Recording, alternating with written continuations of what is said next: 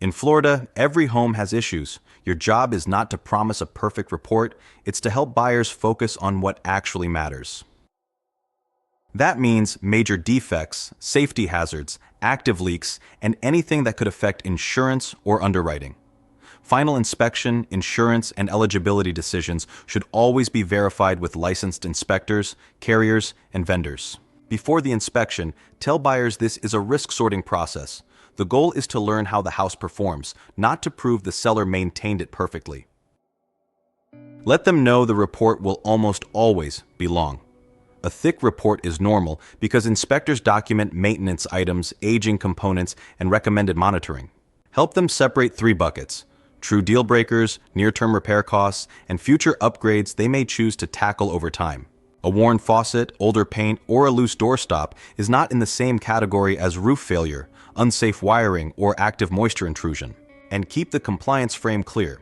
Buyers should rely on licensed inspectors for findings, then confirm repair scope, insurability, and underwriting questions with the right professionals. Start with the roof because in Florida, it drives both repair exposure and insurance conversations. Missing shingles, soft spots, visible sagging, or signs of active leaks deserve fast attention. Then look at electrical. Double-tapped breakers, outdated panels, exposed wiring, and obvious safety hazards move to the top of the list quickly. Plumbing and HVAC come next because failure can get expensive fast. Leaks, polybutylene concerns, poor drainage, non-functioning cooling, and heavily deteriorated components deserve priority. Moisture intrusion is a Florida headline item. Water stains, musty odors, visible microbial growth, wood rot, and soft trim can signal much bigger problems behind the surface. Outside the house, pay attention to grading and drainage. If water moves toward the structure instead of away from it, today's nuisance can become tomorrow's damage. Structural movement is another category to slow down and assess carefully. Large cracks, uneven floors, sticking doors, or obvious settlement patterns need licensed evaluation before anyone guesses at severity. And always finish with plain safety concerns. Missing handrails, trip hazards, damaged steps, and unsafe systems may not sound dramatic, but they absolutely matter. A 4-point inspection is not a full home inspection. It is a narrower review that helps carriers evaluate the condition of key systems tied to insurability. Those 4 systems are roof, electrical, plumbing, and HVAC. The report focuses on age, condition, functionality, and visible hazards within those areas.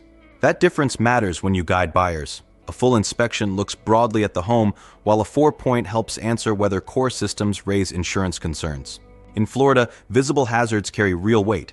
Carriers and underwriters may care about exposed wiring, active leaks, unsafe conditions, or components that appear beyond useful life. So, don't position a 4-point as a box to check. Position it as one input in the larger insurance picture, and remind clients that final acceptance standards vary by carrier and should be verified directly. When agents explain that clearly, buyers are far less likely to confuse home condition with insurability or assume one report answers every question. From a 4-point perspective, the house needs to look functional first. Systems should operate as intended, with no obvious signs of failure when the inspector is there. Visible hazards matter a lot. Exposed wiring, active leaks, damaged panels, unsafe water heaters, and obvious deterioration can create immediate concern. Good photos also matter because carriers often review the report visually. Clean access to the panel, water heater, air handler, and roofing documentation can help the file make sense. Repair receipts, permits, and replacement dates strengthen the story. If a roof, panel, or water heater was updated, documentation may support useful life conversations. But be careful with promises. Remaining useful life, eligibility, and underwriting acceptance are not for the agent to decide.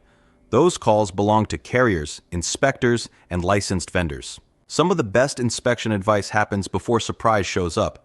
Optional inspections can save buyers real money when they match the property's actual risk.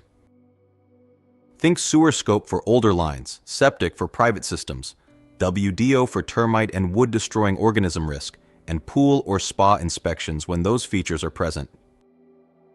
On waterfront or canal properties, seawall and dock evaluations can be critical, and depending on the home, buyers may also consider mold, radon, wind mitigation, or roof certification. The smart move is to recommend based on age, location, system type, and property features. Then let licensed specialists define scope, findings, and repair needs. Once the report lands, slow the emotion down and sort the findings. Safety issues, active water, major defects, and insurance-sensitive items come first. Routine maintenance goes in a different bucket. Then, price the real risk with actual quotes. Use inspectors for findings, contractors and specialists for repair numbers, and insurance professionals for coverage questions. Negotiate smart, not scared. A scary report does not automatically mean a bad house. It usually means the buyer needs facts, context, and the right licensed experts before making the next move.